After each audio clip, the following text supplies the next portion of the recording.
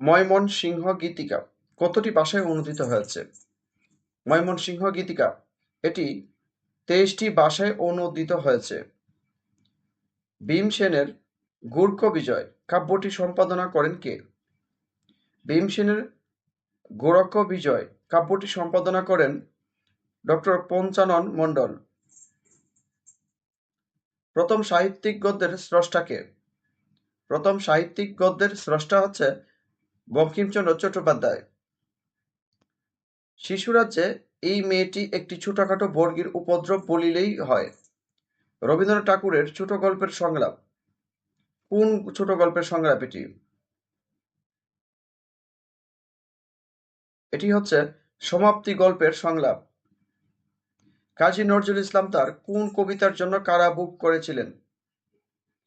কাজী নজরুল ইসলাম তার কোন কবিতার জন্য জেল খেটেছিলেন? তা হচ্ছে আনন্দময়ীর আগমনে।